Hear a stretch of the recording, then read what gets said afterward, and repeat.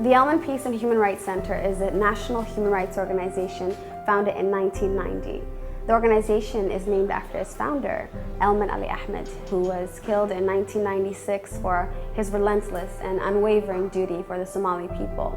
He had a famous slogan called "Drop the gun, pick up the pen." Till this day, our recipe for peace building remains the same. Since 1990, we have been working with those that are directly engaged in armed conflict, working with children, youth, and adults that are disassociated from armed forces and groups. Our belief is that if we tackle the underlying grievances which pull people to join armed conflict, we can build peace. So our programs include the socio-economic rehabilitation and reintegration of youth disassociated from armed forces and groups. This is in addition to the reconciliation and advocacy efforts and policy change that we advocate for. The services that we offer for those that are directly involved in armed conflict are meant to stem their contribution to conflict, but instead make them ambassadors for peace. We provide interim care in residential locations throughout the country for youth that are disassociated from armed forces and groups. These interim care centers provide a safe haven for these people to get concentrated psychosocial counseling and support.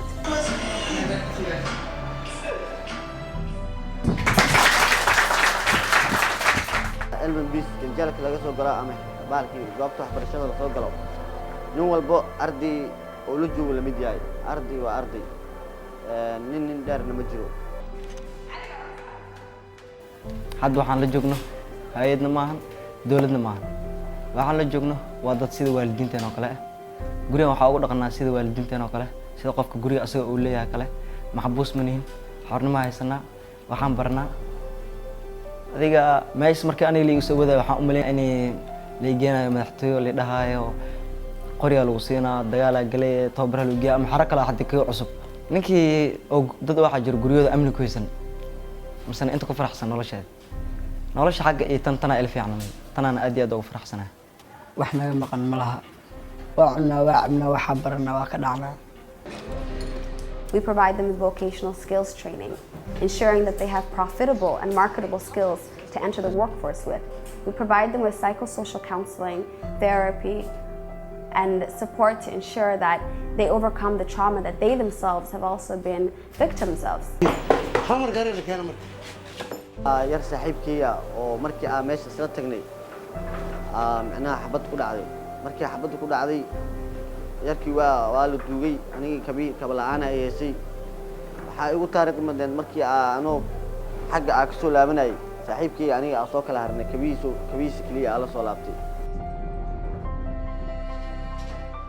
macnaha xifrad ayaa xaqiiqi karo nolol xeetay shalay waxa ku noolaa nolol baahiya oo macnaha hada u baahdo banaadir labada kun oo Soomaaliya xataa jabkii la weynay maantana meel alaal meesha tagaalay baahiya ama la jecel yahay oo maanta waxa aqaana wax maskaxdeeda ku jiro waxaana macnaha in qontaas ama macnaha iska fikir aan nolol kale waxa ka dambeeyay qofkii macnaha soo waday ama keenay Elman Peace hadda Elman Peace oo Qoriga dhig qalin qaaday gudoomiye macnaha soo waday waxa waay gudoomiye ilwad oo macnaha barnaamijkan keenay okay nolosha hore markii waalidkii ay maqlaan ama waalidkii markii ay maqlaan ducaa iska dhaafay 20 calood ugu jiray maantana hadaado macnaha bircun ay makaaniga bartaa Elman Peace ducaa iyo wax walba iyo si wanaag ugu jeceliin mid la xisaabi karo maan.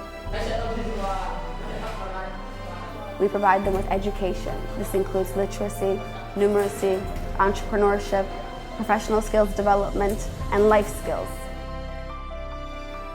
xaaladooyin jiro markaas barmood iska degan ama yar aabay dhintay marxaladooyin dalka amni darre ka jirta awgeed anaga iskool socdo xabadii u dhacday halka saac soo galnaa 8 saac baxnaa quraac way jirtaa subaxda 4 saac oo la quraacana qaadada qadaa jirto 8 saac amal waana la fasaxaba xafadiya ku barti xafadana lacagti la siiyana adii baawraac inta kalmaamada iskiga geeya. We provide them with health services. All of these things that we provide them are to ensure that they have the tools to rebuild and reclaim their lives. We use different ways of engaging young people to overcome the trauma that they've experienced. This includes art therapy, yoga for psychosocial, using sports and music and dance to ensure that young people have a physical outlet for the trauma and the stress that they've incurred in their lives, to treat the somatic symptoms.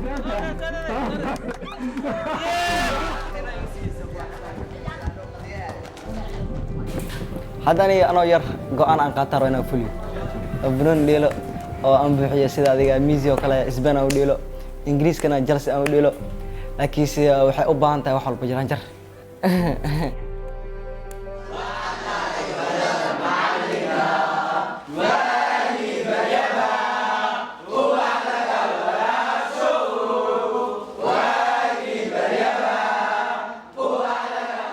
Somalia is an incredibly young nation in the sense of the population being an overwhelmingly majority of youth.